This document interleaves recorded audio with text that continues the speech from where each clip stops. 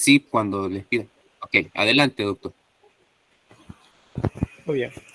Tengan todos muy buenos días a cada uno de los compañeros y también al doctor Cabrera que me está apoyando en esta mañana.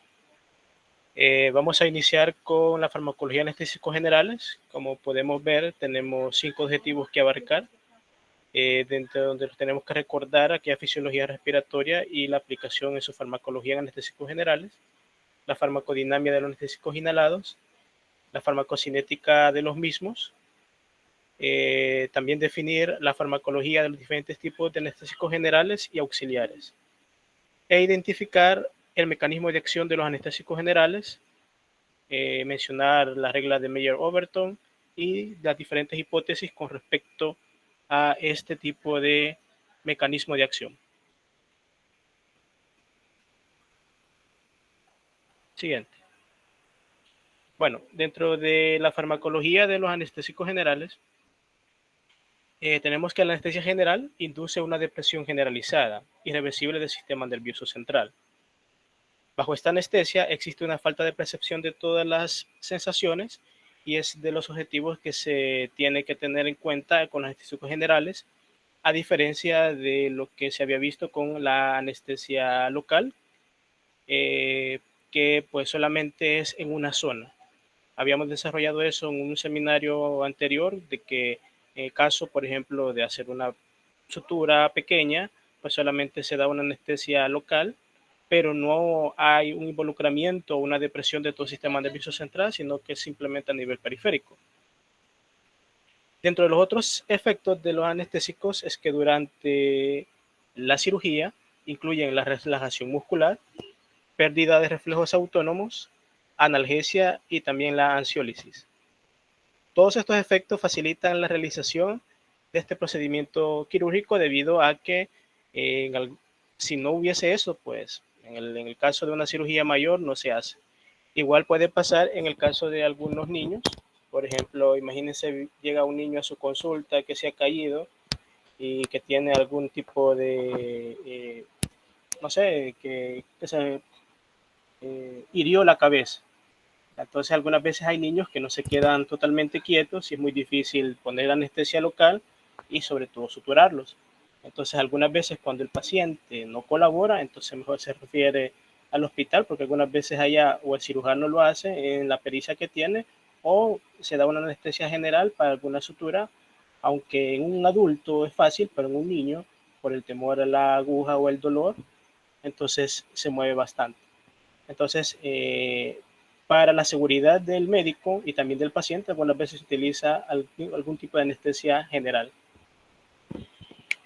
Tenemos después aquí las etapas de la anestesia, en donde se distinguen 4 etapas, donde tenemos aquellos que modifican lo que se produce a nivel del aparato respiratorio sobre el tono muscular, el reflejo palpebral, corneal, cutáneo y la reacción pupilar.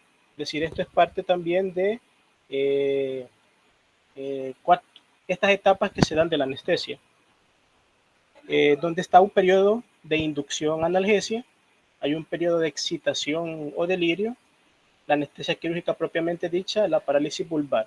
Si estas 4 etapas son como se hace, bueno, cómo funciona en este caso la anestesia general, en donde hay un periodo de inducción al inicio, hay un periodo de excitación que es de tomar muy en cuenta debido a que es una etapa crítica, en la anestesia quirúrgica donde ya el paciente pues ya no siente nada, y después hay también un periodo de parálisis vulvar que ya involucra el sistema nervioso central. Y también hay que considerar en este caso la preparación preoperatoria y también la intraoperatoria. En este caso estamos hablando, por ejemplo, de aquello en donde el paciente se debe de preparar previo, ¿verdad? Con exámenes sobre la vía de administración del anestésico, y el intraoperatorio, que hay que vigilar diferentes tipos de parámetros. Por ejemplo, en el caso del anestesiólogo está muy pendiente de cuál, eh, por ejemplo, está el paciente con respecto a su frecuencia cardíaca, si el paciente no tiene algún tipo de reacción. Cuando ustedes entren a sala estarán ellos pendientes de la reacción pupilar y de otros tipos de parámetros para que esté la anestesia haciendo su trabajo exactamente. Siguiente.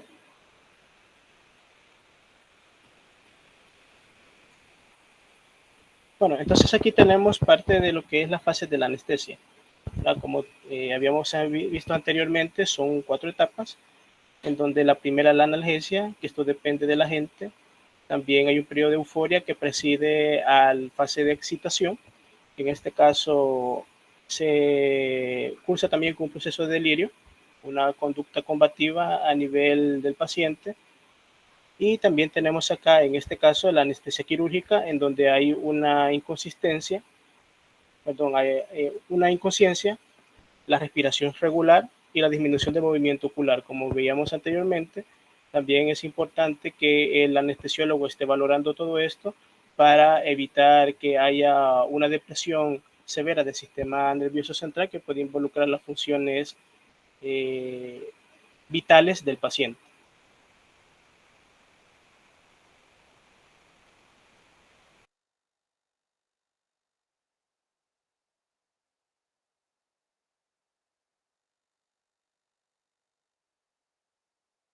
Depresión y paro cardíaco, que por eso hay que estar siempre pendiente de la frecuencia cardíaca, y también no hay movimientos oculares.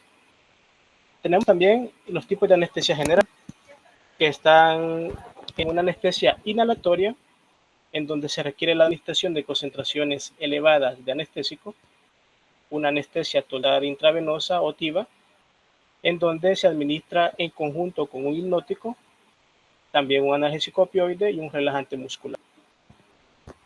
Y la anestesia balanceada, en donde hay una combinación de fármacos inhalatorios e intravenosos, sean estos opioides o relajantes musculares, y este tipo de anestesia es la más utilizada en la actualidad, debido a que es una combinación prácticamente de las dos anteriores. Aparte que ofrece una bioseguridad mejor con respecto a las anteriores en los efectos que da a nivel del sistema nervioso central. Tenemos también un desarrollo práctico y tipo de anestesia, como veíamos anteriormente, en que tenemos que estar pendientes de este anestésico en su fase preoperatoria, intraoperatoria y posoperatoria. En el preoperatorio, el especialista, en este caso el anestesiólogo, tiene que estar pendiente de la animación del paciente. Y bueno, es importante también el caso legal por la obtención de consentimiento informado que se hace previo a la anestesia para, como cualquier tipo de medicamento, puede tener una reacción adversa y el paciente debe estar informado, aparte de estar siempre pendiente de la condición preoperatoria del paciente, un paciente metabólico, un paciente que tiene alto riesgo con respecto a cierto tipo de anestesias y que siempre tiene que estar informado sobre el riesgo-beneficio de este medicamento aplicado para realización de una intervención quirúrgica. Y bueno, esto también depende de tipo de anestesia que se da a nivel de un inductor intravenoso por sus vías de administración y también de los diferentes fármacos que se combinan, como veíamos anteriormente en el caso de la balanceada, en donde hay una combinación de ambas. También en este caso tenemos que ver que el acto quirúrgico está dividido en diferentes fases, como ya habíamos visto. Y pues, siguiente. Fármacos anestésicos inhalatorios. Entonces, este es parte del otro objetivo, en donde tenemos que valorar las propiedades físico-químicas de los anestésicos inhalatorios que presiden su comportamiento. Entonces, en este caso, están aquellos en donde actúa el coeficiente de partición aceite-agua que predice la potencia, y también otra propiedad físico-química es aquella donde se involucra el coeficiente de partición sangre-gas que preside el índice de inducción.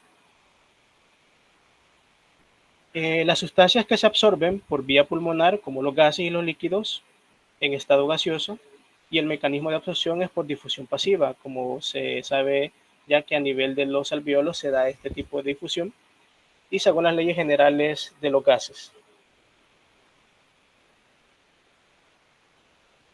Dentro de los principales anestésicos inhalatorios tenemos aquel que son el óxido nitroso, el isoflurano, el cefalurano y el deflurano. En el caso del óxido nitroso es de baja potencia y es poco soluble. Y bueno, es característico en el cuadro de una anoxia transitoria de la anoxia de difusión. En el isoflurano es derivado del flurano, del éter, y tiene una inducción más rápida. Es un potente vasodilatador y no tiene un paso hepático importante, por lo que no tiene esa hepatotoxicidad. En el caso del deflurano, tiene una estructura similar a los dos anteriores y un depresor cardiorrespirador y también es irritante de las vías respiratorias. Siguiente. Entonces, en este caso tenemos la estructura química de los principales anestésicos inhalatorios. Como habíamos mencionado anteriormente, está el alotano, el enflurano, el cefulfurano, el éter dietílico, el ciclopropano, el tricicloetileno, el cloroformo y el deflurano. Estos son solamente ejemplos de la estructura química de los más utilizados. Siguiente. Bueno, y aquí la clasificación de estos mismos anestésicos, aquellos que se clasifican como líquidos volátiles, donde tenemos los éteres, desde los simples hasta los fluorados, los hidrocarburos halogenados, también tenemos la clasificación de simples y fluorados, y están en otra clasificación también los anestésicos en forma gaseosa, como el óxido nitroso, el ciclopropano y el xenón.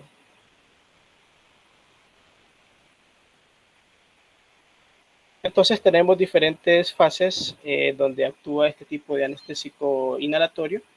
Está primeramente la fase pulmonar, que es donde su objetivo principal es conseguir que la presión parcial alveolar sea satisfactoria y pues depende de varios factores, por ejemplo la perfusión a nivel pulmonar y también la capacitancia del paciente con respecto a su condición respiratoria. Por ejemplo, no es lo mismo un paciente asmático, un paciente con EPOC, que un paciente que tiene una función respiratoria normal. Entonces también se debe de ver aquellos factores propiamente del paciente que pueden influir en esta fase. Otra de las fases a considerar es la de distribución, que en donde hay tres factores importantes a considerar: el aporte sanguíneo, el coeficiente de partición tejido-sangre y la concentración del anestésico en la sangre arterial. Y por último está también la fase de eliminación, que es cuando la presión parcial de la sustancia en el aire inhalado es igual a cero y se establece un gradiente de concentración entre el tejido y la sangre, y a nivel también de la sangre y el aire a nivel alveolar, y también entre el aire alveolar y la atmósfera, para que de esta manera el anestésico pueda ser propiamente eliminado.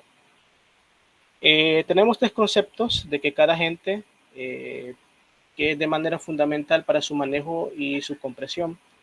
Como vimos anteriormente, es importante conocer estos tipos de coeficientes de partición sangre y gas, también del aceite gas y la concentración alveolar mínima, como ya vamos a ver posteriormente en el desarrollo de la clase.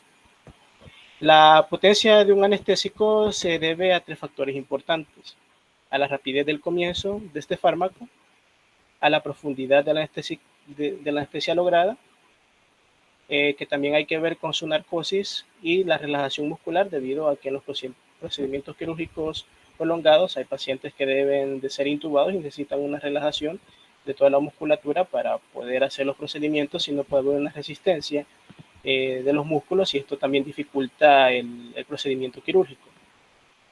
Dentro también de otra de las características de la potencia anestésica está la concentración del fármaco que es requerida para que todo estímulo, ¿verdad?, que pueda aparecer sea abolido. La respuesta de este estímulo sea abolido por el tipo de concentración que hay del fármaco. Bueno, y generalidades de la anestesia general inhalatoria, que se pueden dar, como vimos anteriormente, a través de gases y líquidos volátiles, y se da en tres tipos de etapas, como ya hemos visto: la etapa pulmonar, también está una etapa de distribución y la etapa de eliminación. Cada agente presenta unos coeficientes de partición: sangre gas, aceite gas y de la concentración alveolar mínima. Siguiente. Dentro de la farmacodinámica de los anestésicos inhalados y los parámetros de administración, habíamos mencionado anteriormente sobre la concentración alveolar mínima, ¿verdad?, que es un concepto muy importante que hay que considerar con respecto a esto, en donde pues en este caso la presión parcial alveolar da lugar a la anestesia más ligera posible. También la concentración alveolar mínima es la presión alveolar que bloquea el movimiento de respuesta en una incisión quirúrgica en el 50% de los pacientes. También hay índices terapéuticos, que en este caso hay que valorar respecto a la respuesta que va a haber de la dosis, los bajos índices terapéuticos, y definidos como la razón LP50 a la concentración alveolar mínima, que es aquella razón en la cual en un 50% de los pacientes pueden responder ante este tipo de anestesia. También que la analgesia puede ocurrir en una presión parcial más baja que la requerida para anestesia quirúrgica, en donde esta presión, a la que el 50% de las personas pierde la nocicepción, es la APA50. Siguiente. Bueno, en este caso tenemos un pequeño diagrama sobre la farmacocinética de los anestésicos generales inhalatorios, en donde vemos que ahí tenemos diferentes tipos de anestésicos en forma de gases volátiles que son administrados hacia el paciente y pues los diferentes espacios en donde tiene que transcurrir este anestésico para hacer su tipo de distribución y su efecto a nivel del sistema nervioso central. Entonces, al llegar a nivel del pulmón, tiene que traspasar la membrana pulmonar y de ahí pues a través del flujo sanguíneo llega hacia el corazón y se distribuye hacia los diferentes órganos. Principalmente pues tiene que traspasar la barrera hematocefálica para que haga una depresión adecuada al sistema nervioso central, pero también hay distribución en todos los tejidos, en donde hay anestésicos que tienen su metabolismo a nivel del hígado, de su excreción a nivel renal, y también la participación de otros compartimientos que tienen que ver con la distribución o con los grupos de compartimientos que están involucrados en este tipo de anestesia. Aquellos que involucran el músculo, aquellos que involucran también tejido adiposo y la concentración de grasa que hay en el cuerpo. Sí. Un concepto también muy importante que debemos de aprender y que también está en los objetivos es la regla de Meyer-Overton. Entonces, en donde nos dice que la potencia de un anestésico puede predecirse por sus características físico-químicas. En el factor de predicción más confiable de la solubilidad del anestésico se puede dar, por ejemplo, en un solvente lipídico, y este es un coeficiente llamado de partición aceite y agua. La potencia de un analgésico aumenta a medida que lo hace su liposolubilidad. En este caso, porque aumenta este tipo de partición aceite-gas, aumentando este tipo de coeficiente, pero la concentración alveolar mínima disminuye. Tenemos también ahí que en específico la potencia de un analgésico es aumentada por su liposolubilidad y las moléculas con un alto coeficiente de partición, son los anestésicos generales más potentes, y hay una estrecha correlación entre la liposolubilidad, entre el coeficiente de partición aceite-gas y la potencia anestésica en 5 órdenes de magnitud que vamos a ver posteriormente. Entonces acá tenemos las propiedades de los anestésicos inhalatorios, de los más importantes: la concentración alveolar mínima, el coeficiente de partición aceite y agua, y también a nivel de sangre-gas. En donde podemos ver que están los diferentes tipos de anestésicos, aquellos, por ejemplo, de los más comunes como el óxido nitroso y el deflurano, en que tienen un coeficiente de participación entre más grande, por ejemplo, los deflurano, el éter etílico, mientras que el óxido nitroso tiene un coeficiente de partición aceite y agua mucho más bajo.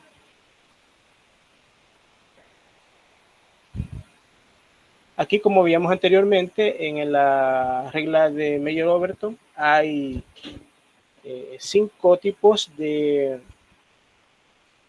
esta correlación de liposolubilidad y de su potencia, en donde vemos que las moléculas con alto coeficiente de partición de aceite a gas son los anestésicos generales más potentes.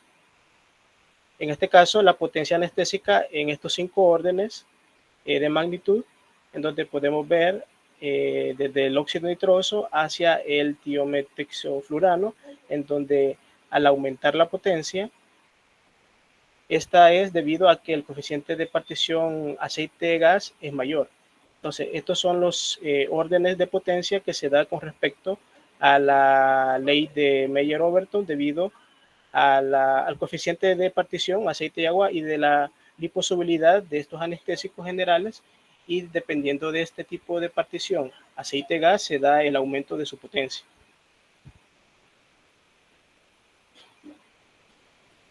Siguiente. Dentro de la farmacocinética de los anestésicos inhalatorios, hay un modelo cardiopulmonar en la captura del anestésico general que vamos a ver posteriormente. También este modelo de captura se da desde los alveolos a la circulación y su distribución a los diferentes tejidos.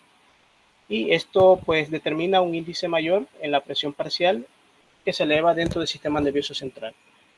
Dentro de las características de este anestésico general, deben ser que debe tener una inducción rápida y placentera de la anestesia, seguida de una fluida y rápida recuperación a un estado de complejo funcional y consciente.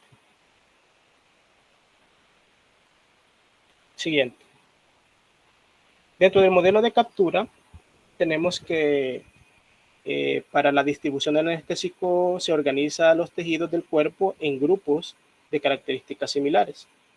Estos grupos se pueden considerar como contenedores con una cierta capacidad particular para que el anestésico y el nivel del flujo sanguíneo que entrega dicho anestésico tenga una particularidad. En este caso hay tres compartimientos principales, como vemos a continuación. Está aquel que es rico en vasos sanguíneos, en donde llega a nivel del sistema nervioso central y los órganos viscerales. Tiene poca capacidad y un alto flujo. Otro grupo es el grupo muscular, que está compuesto por músculos y piel, teniendo una alta capacidad y flujo moderado. Mientras que el grupo graso tiene una capacidad muy alta y un flujo muy bajo. También se puede considerar un grupo que se llama grupo con vasos escasos, que en este caso consiste en aquellos tejidos más sólidos o menos irrigados, por ejemplo el hueso, cartílagos, algunos ligamentos, en donde tiene una capacidad y flujo insignificante, por lo que no se ha considerado en este modelo, sino que aquellos tres más importantes, que son los que tienen ricos en vasos, el grupo muscular y también el grupo graso. De igual manera tenemos acá pues esta distribución que veíamos anteriormente del modelo de captura, en donde hay una distribución del gasto cardíaco y la capacidad de volumen para los anestésicos generales en los diferentes compartimientos. Como veíamos que se distribuyen entre aquellos que son muy vascularizados, aquellos que son menos vascularizados o que tienen un componente graso mucho mayor. Entonces vemos ahí que después de la distribución en la circulación de este tipo de anestésico llega a diferentes tejidos. Ahí lo vemos en la figurita, los diferentes grupos, entre los más vascularizados, aquellos que también llegan a nivel de la piel y del músculo, y los grasos, y el último grupo que no se incluye porque tiene una irrigación insignificante, que es el grupo con pocos vasos. Bueno, y también tenemos acá en la imagen una imagen ilustrativa con respecto a la presión parcial alveolar de un anestésico. Entonces, donde es representada por este vasito, en donde deriva el equilibrio entre la entrega de la ventilación y la remoción por captura en el torrente sanguíneo. Al aumentar la entrega de cualquier anestésico, también hay un incremento en la ventilación y también en la presión parcial inspiratoria de este mismo. Entonces, en este caso hay una elevada presión a nivel alveolar, pero también hay un contraste en el aumento en la captura a través del torrente sanguíneo, porque hay un mayor índice de partición sangre-gas, o también porque hay un gasto cardíaco disminuido, lo que también hace que se modifique esta presión alveolar. Entonces, como podemos ver ahí en la figurita, está la ventilación que es introducida a nivel de los alveolos, como esas gotitas, y también el equilibrio que hay a nivel alveolar y la salida que hay a través de los pulmones, y la captura, ¿verdad? Que esas gotitas que salen son las que se dan para que se distribuyan a través de todo el cuerpo de los diferentes tejidos y los grupos que veíamos anteriormente, entre los que son más irrigados hacia los menos irrigados. Siguiente. Bueno, y aquí está algo también importante de los coeficientes de partición tejido-sangre entre aquellos que se dan a nivel de los diferentes tejidos, por ejemplo, en el cerebro, que son de los que hay bastantes vasos, a nivel de los tejidos como el músculo o la piel, y aquellos que son del grupo graso, por ejemplo, que está a nivel del tejido adiposo, y su coeficiente de partición entre los diferentes grupos de anestésicos generales que se dan. Bien.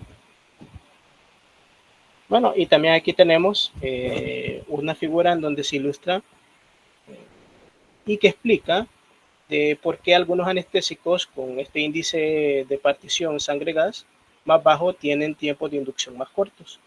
En este caso, se puede considerar que los anestésicos de igual potencia, a la misma presión parcial, que antes que se capture cualquier molécula anestésica en los alveolos, a nivel de la sangre y la presión alveolar de cada anestésico.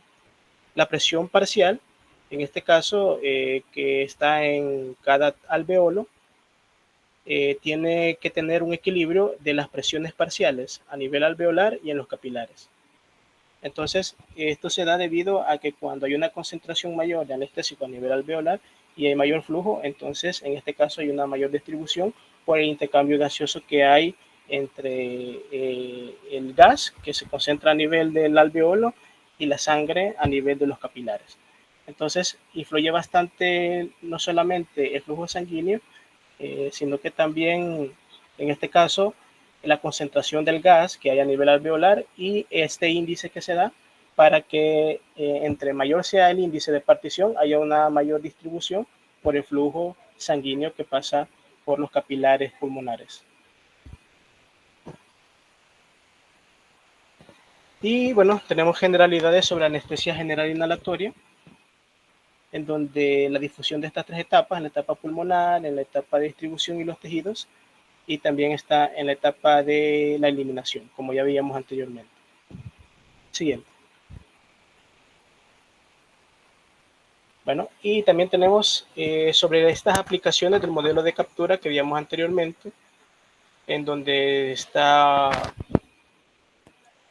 muy involucrado estos cambios de la ventilación y del gasto cardíaco. Entre los efectos en los cambios de la ventilación, tenemos que los que causan hipoventilación al deprimir el centro nervioso medular, esta hipoventilación inducida establece un circuito de retroalimentación negativa benéfica en la profundidad de la anestesia.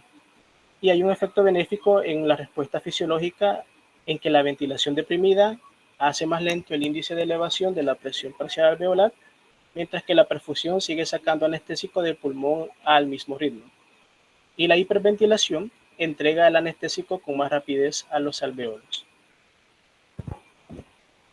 También hay efectos a nivel del gasto cardíaco, en donde a mayor presiones anestésicas más altas que las requeridas son necesarias para deprimir el centro respiratorio, en donde el gasto cardíaco cae.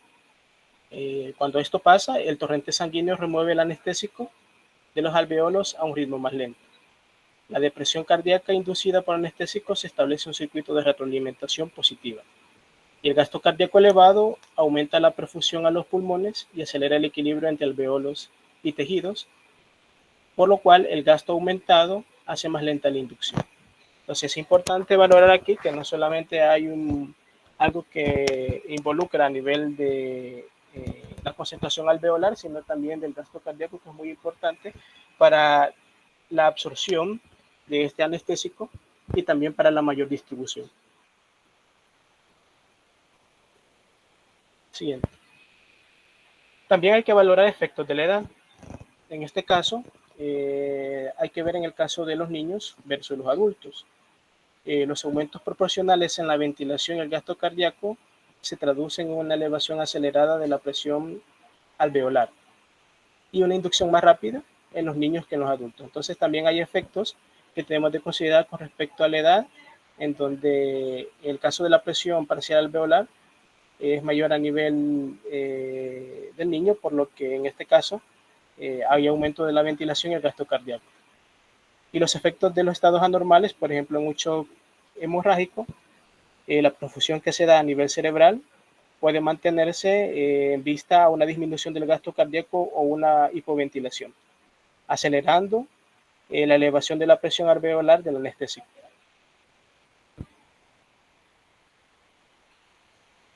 Y también tenemos la fase de recuperación, en donde se pide de que la anestesia sea rápida y en este caso la ventilación, al remover el anestésico del torrente sanguíneo al aire exhalado, por el aumento de la ventilación siempre acelera la recuperación. Es decir, entre el paciente vaya recuperando su función respiratoria, esto hace de que aumente la ventilación y por consiguiente esto se exhala y el paciente entra en una recuperación mayor, evitando que haya una depresión respiratoria y una complicación postoperatoria.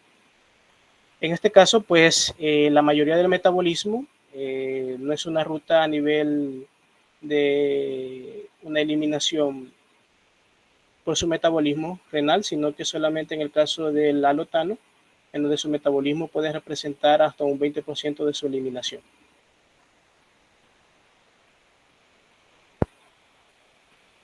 Bueno, y tenemos después acá aquellos anestésicos generales y adyuvantes, en donde podemos considerar ahí aquellos fármacos anestésicos inhalatorios que ya vimos anteriormente.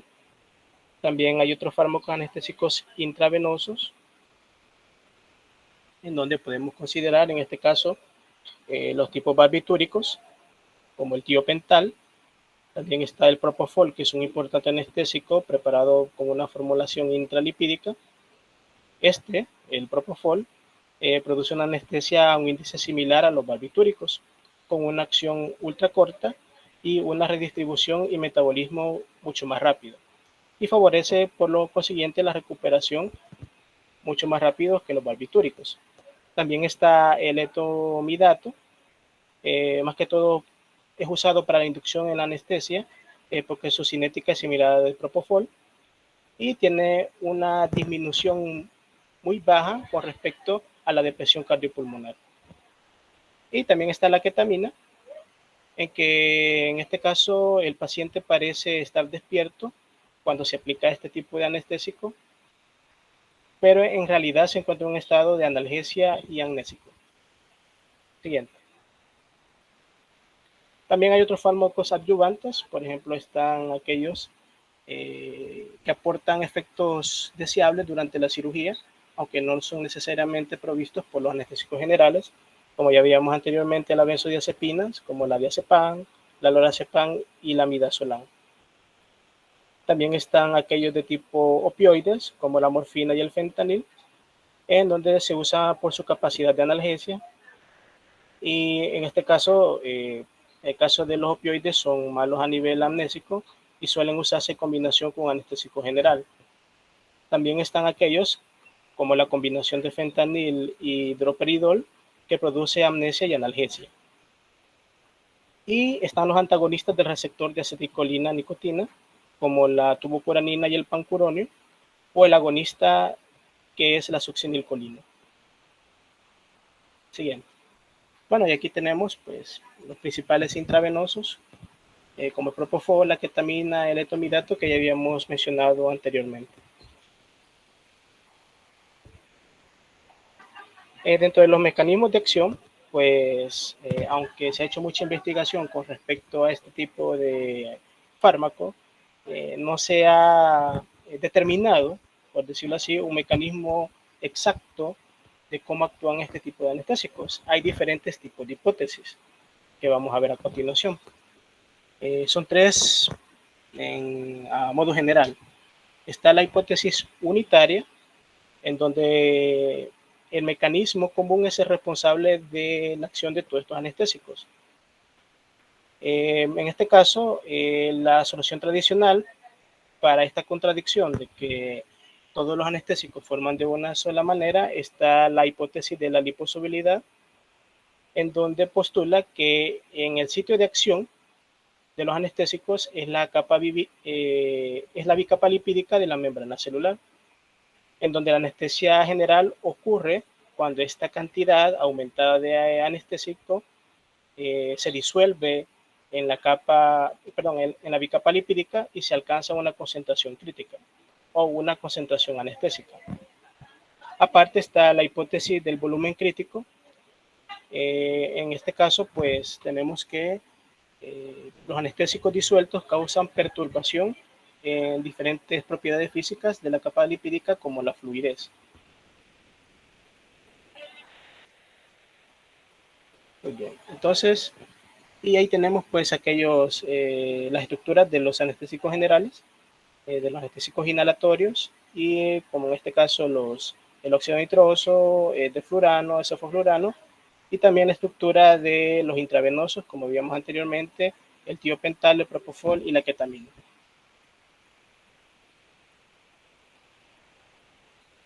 Y también aquí tenemos otro de las posturas sobre el mecanismo de acción de estos fármacos.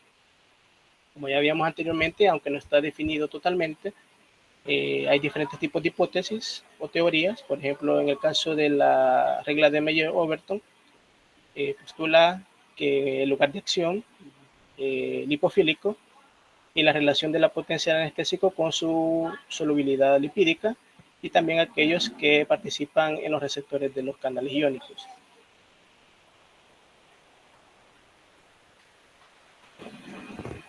Entonces tenemos acá aquellos efectos que se dan sobre los canales iónicos, en donde la investigación se ha centrado especialmente en las proteínas que alteran la excitabilidad neuronal cuando estos anestésicos actúan sobre ellas. La acción sináptica tiene componentes tanto a nivel presináptico como postsináptico y producen la anestesia. Pero en este caso, las acciones que se dan a nivel postsináptico son mayormente dominantes. Dentro del modelo funcional, que se han hecho sobre la investigación de los efectos en los canales iónicos, los anestésicos generales actúan al potenciar estos canales inhibitorios activados por ligando, o la inhibición de los canales excitatorios, o bien por la mezcla de ambos efectos. Entonces, en este caso, tenemos que hay dos superfamilias de este tipo de canales iónicos, que están la superfamilia cis-LOP y la familia de receptor excitatorio del glutamato NMDA. Y la interacción directa entre este anestésico y la proteína es responsable de los efectos de los anestésicos en los canales iónicos por ligando que veíamos anteriormente.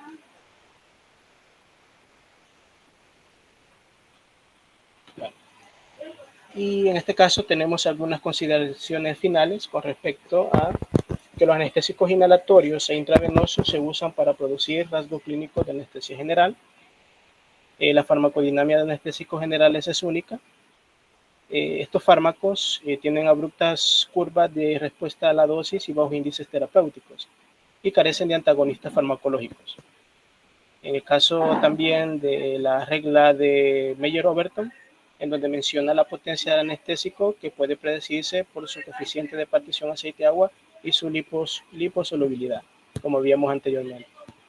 Y la farmacocinética de los anestésicos inhalados, que pueden modelarse al asumir tres compartimientos tisulares, como veíamos, aquellos que son ricos en vasos, aquellos que son menos irrigados y aquellos que tienen un compartimiento a nivel graso. Y bueno, también hay otros que son con pocos vasos, que es un compartimiento insignificante.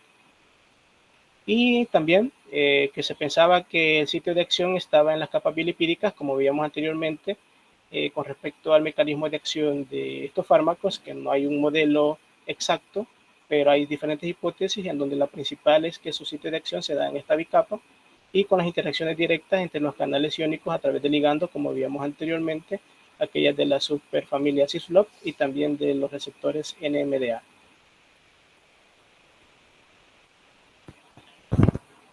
Y sobre los efectos de los canales iónicos, bueno, esto ya lo habíamos visto. Bien. Bueno, y aquí solamente tenemos unos cuadros sacados de Golan sobre la farmacología de anestesia general y, como pueden ver ahí, las aplicaciones clínicas y sus contraindicaciones. Siguiente. Bueno, entonces hasta acá llega la clase. Está la bibliografía ahí sacada de Velázquez, el capítulo 13, y en el caso de Golan del capítulo 17, sobre la farmacología de la anestesia general.